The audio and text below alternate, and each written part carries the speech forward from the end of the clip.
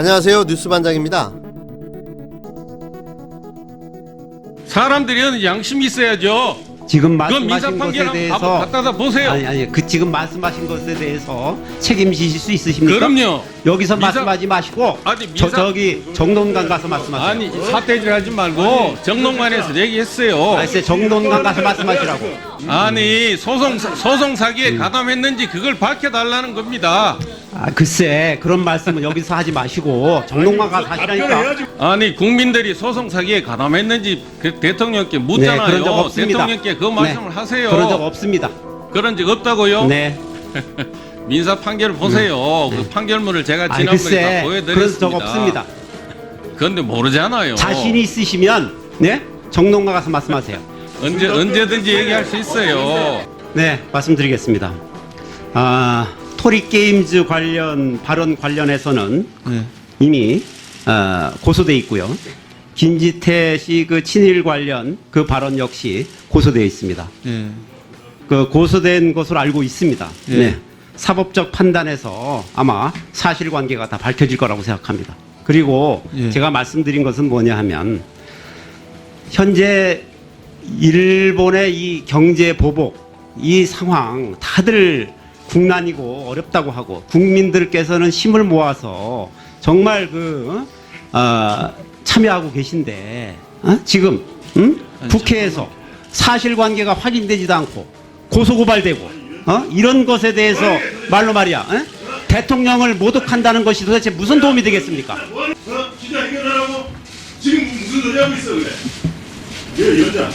아니 어떻게 저렇게 아니 대통령은 이러고 있는데 대통령은 아무 말 해도 되고 김정재형이 모욕적인 발언 좀 하지 마세요. 국회의원이 까불고 있어야 됩니까? 대통령은 밥도 못 먹습니까? 자유한국당 곽상도 의원이 6일 국회 운영위원회에서 노영민 청와대 비서실장과의 설전을 벌였던 내용입니다. 곽상도 이분은 국회의원이 돼서 여지껏 한 거라고는 문재인 대통령의 신상 털기와 비난, 근거도 없고 말도 안 되는 가짜 뉴스 짜집기식 폭로가 전부였는데요. 그의 집요함은 거의 스토커 수준이었습니다. 그것도 국회의원 면책 특권 뒤에 숨어서 사실 확인도 안 되는 가짜 뉴스를 터트리고 보자는 식으로 연일 폭로전을 이어왔는데요. 청와대는 지금껏 참고 인내해왔던 분위기였습니다. 그런데 이번엔 완전히 달라졌습니다. 임종석 비서실장 때와는 사뭇 달라진 청와대 분위기를 알 수 있었는데요. 새로 임명된 노영민 비서실장은 자유한국당의 곽상도 의원의 또 말도 안 되는 폭로전에 결국 그 분노를 폭발시키고 말았습니다. 제가 봐도 곽상도 이분은 정말 한심하기 그지없습니다. 아니, 자유한국당은 그 한심함을 넘어서 하는 짓이 수준 이하입니다. 정부 비난을 위한 비난, 정부 성토회장, 이게 지금 무슨 의미가 있습니까? 국민들에게 문재인 정부의 실정과 무능함, 부도덕함을 알리고 싶었던 모양인데요. 물론 또 실패입니다. 경제안보 대책국정운영위가 어떤 자리입니까? 일본의 경제 침략으로 국가의 중요 사안을 점검하고 대책을 수립하는 자리 아닙니까? 경제 외란이라고까지 말하는 이 중요한 상황에 또 문재인 대통령 신상 털기와 말도 안 되는 비난을 위한 폭로전, 정말 저런 게 국회의원이 맞나 싶었는데요. 피가 거꾸로 도는 느낌이라고나 할까요? 김학의 사건과 관련해서도 혐의 불충분이지 무죄가 아닙니다. 상식적으로 생각해 보십시오. 박근혜 정부의 민정수석이 김학의 인사에 대한 사전 정보가 없었겠습니까?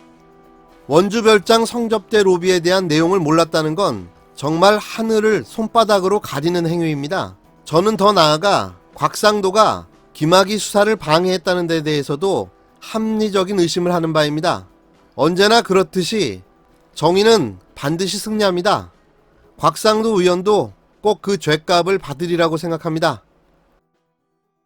6일 일본의 경제보복, 북한의 미사일 발사 등 청와대의 경제안보 대책을 듣기 위해 열린 국회 운영위원회가 곽상도 자유한국당 의원의 대통령 변호사 시절 수임 사건 의혹 제기로 오후까지 파행을 겪었습니다. 곽 의원은 이날 운영위 전체 회의 오전 질의 시간에 문재인 대통령이 변호사 시절 부일 장학회 설립자인 고 김지태 씨의 소송을 수임한 것을 거론하며 상속세 소송과 법인세 소송에서 유가족들이 위증했고 대법원에서도 확인됐다며 문 대통령이 소송의 변호사로 가담했는지 물어봐달라고 주장했습니다.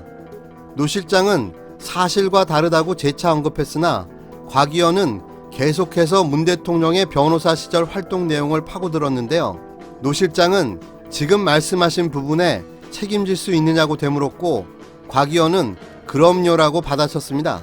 노 실장은 여기서 말씀하지 말고 정론관에 가서 말하라면서 곽 의원을 지목한 뒤 펜을 3개 내려놓기도 했습니다.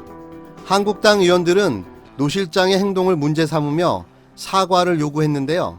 김정재 한국당 의원은 비서실장이 사과하세요라며 반발했고 한국당 간사인 정양석 의원은 어디서 협박을 하는 거냐라며 설명을 하면 되는 것이지 면책특권 뒤에 숨느냐고 하는 건 비서실장의 답변으로 적절치 않다고 지적했습니다. 곽 의원은 비서실장이 제게 정론관에 가서 말하라고 하는데 이미 가서 했으니 걱정 놓고 내가 말한 것의 답변이나 대통령에게서 구해달라. 내가 대통령 딸에 대해 동서에 대해 대정부 질문에서 말한 것 얘기해보라고 물고 늘어졌는데요. 노 실장은 사법적 판단에서 사실관계가 다 밝혀질 것이라며 일본의 경제보복이 국난 수준으로 어렵다고 하고 국민도 힘을 모아 참여하고 있는데 국회에서 사실관계가 확인되지 않고 고소고발되고 이런 것을 갖고 대통령을 모독하는 것이 무슨 도움이 되냐고 반발했습니다.